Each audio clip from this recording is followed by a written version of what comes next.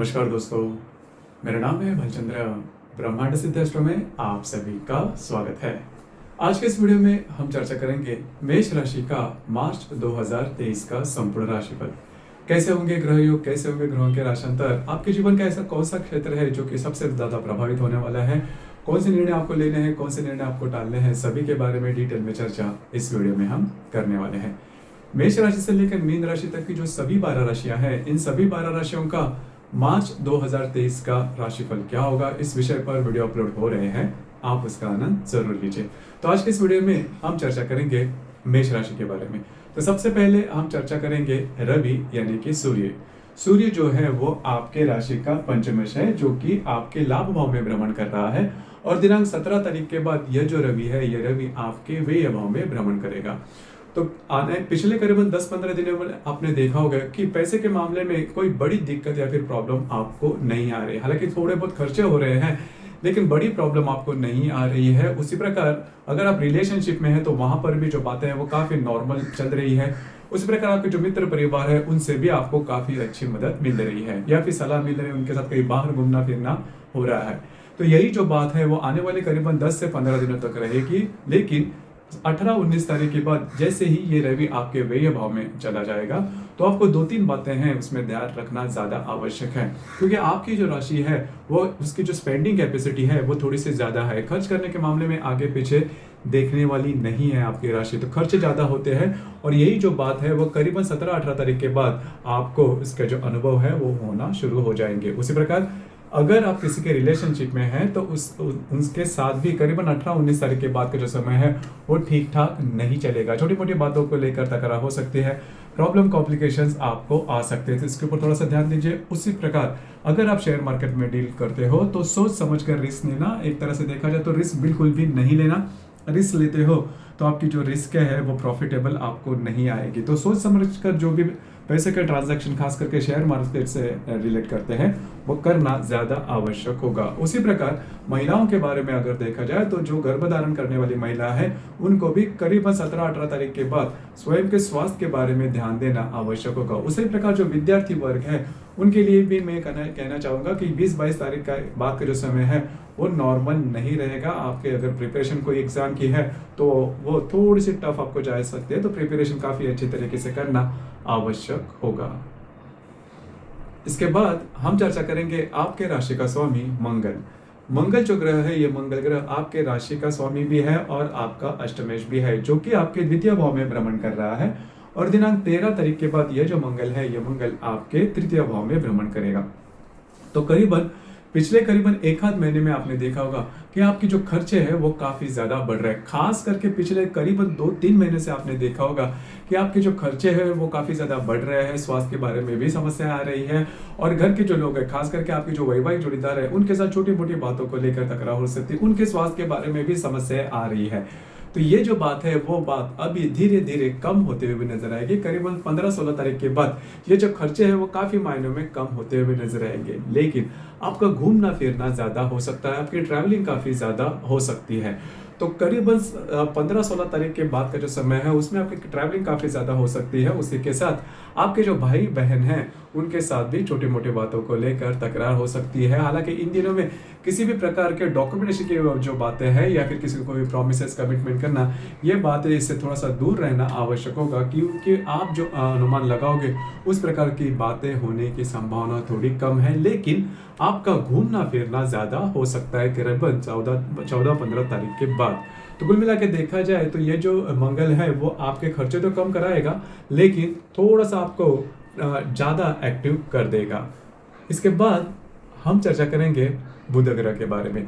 अब ये जो बुध ग्रह है, ये बुध ग्रह आपके राशि के लाभ भाव में भ्रमण कर रहा है। दिनांक 17 तारीख के बाद ये बुध आपके व्यय भाव में भ्रमण करेगा। बुध जो ग्रह है, ये ग्रह आपका तृतीयेश भी है और आपका षष्ठेश भी है, जो कि आपके लाभ भाव में भ्रमण कर रहा है।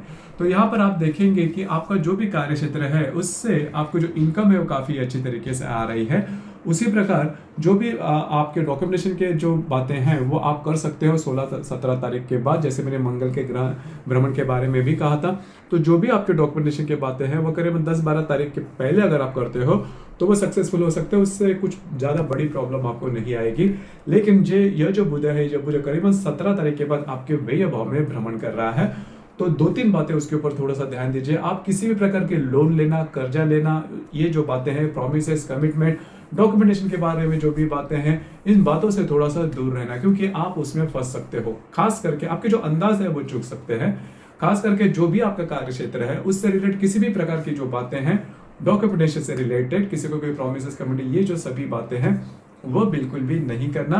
इसके ऊपर आपको थोड़ा सा चौकन्ना रहना ज्यादा आवश्यक होगा। स्वास्थ्य के बारे में जो समस्याएं हैं, खास करके मेंटल स्ट्रेस जिसे हम कहते हैं, वो थोड़ा बढ़ सकता है।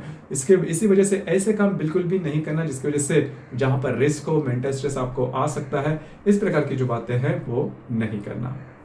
इसके बाद हम चर्चा करेंगे गुरु ग्रह के बारे में। अब ये जो गुरु ग्रह है, ये गुरु ग्रह आपके व्यय भाव में भ्रमण कर रहा है, मार्गीय अवस्था में है। तो ये जो गुरु है वो वैसे देखा जाए तो व्यय भाव का जो गुरु होता है वो शुभ फलदायी माना नहीं जाता। और इसी का थोड़ा बहुत, जैसे कि आपने पिछले करीबन 3-4 महीने में भी आपके देखा है कि काम जो है वो आपके पूरे नहीं हो रहे हैं, थोड़े पेंडिंग होते हुए नजर आ रहे हैं। तो उसी प्रकार की जो बातें हैं वो इस महीने में आप देख सकते हो। आप यहाँ पर भी देख सकते हो कि आपके व्यय भाव में काफी ज्यादा ग्रहों का जमावड़ा है, तो स्ट्रेस ये थोड़ा ज्यादा दे देता है।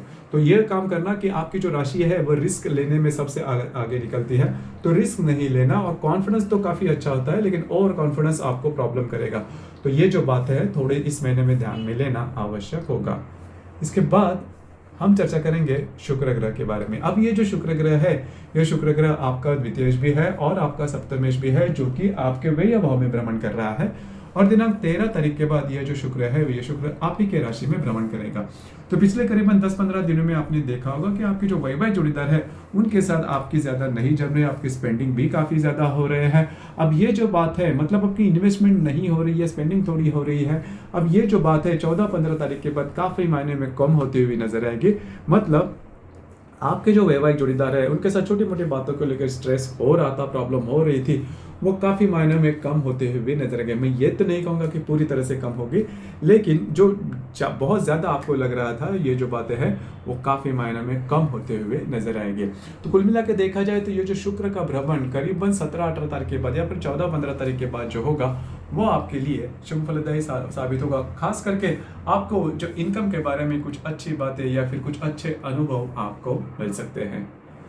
इसके बाद हम चर्चा करेंगे शनि ग्रह के बारे में। अब ये जो शनि ग्रह है, ये शनि ग्रह आपके राशि का दशमेश भी है, लाभेश भी है, जो कि आपके लाभ भाव में भ्रमण करेगा। हालांकि इसका जो भ्रमण है उससे ज्यादा कुछ नेगेटिव परिणाम आपको नहीं मिलेंगे।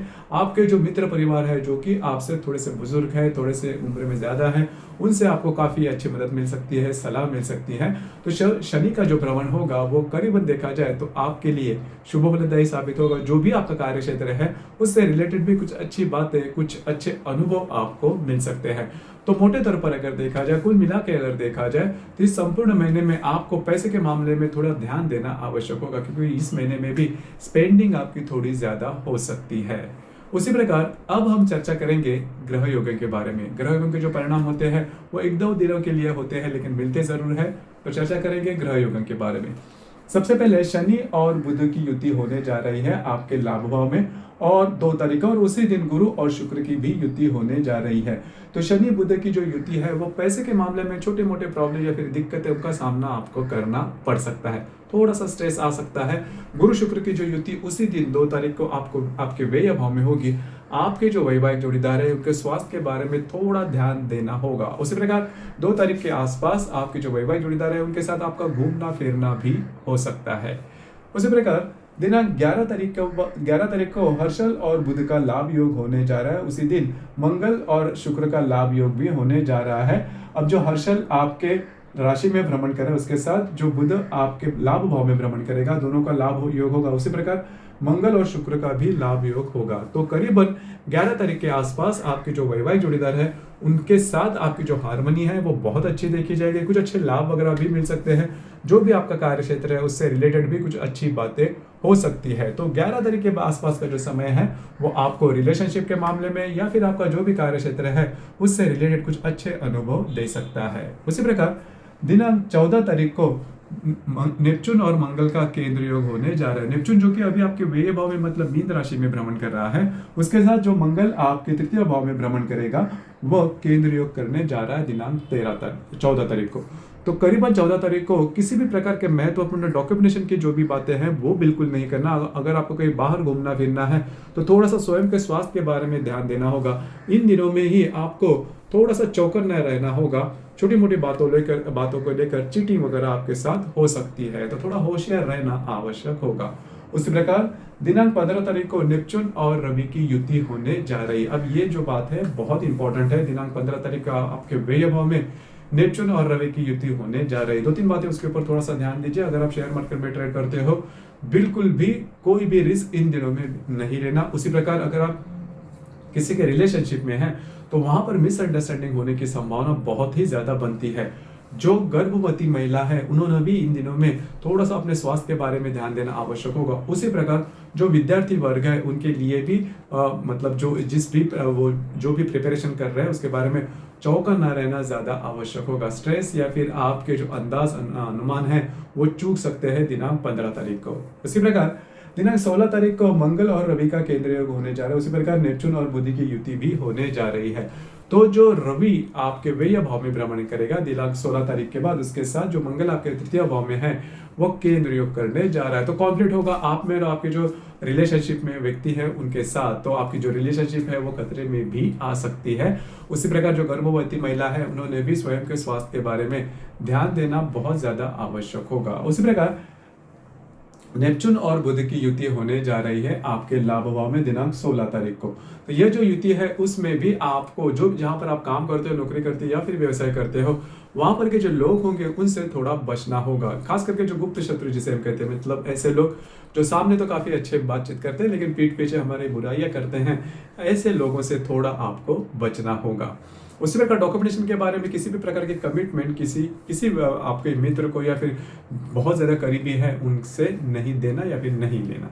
उसी प्रकार दिनांक 17 तारीख को रवि और बुध की युति होने जा रही है और मंगल और बुध का केंद्र योग भी होने जा रहा है। रवि बुध की युति आपके व्यय भाव में होगी और मंगल बुध का जो केंद्र योग है, बुध आपके जो व्यय भाव में भ्रमण करेगा और जो मंगल आपके तृतीय भाव में भ्रमण करेगा, दोनों का केंद्र योग होने जा रहा है।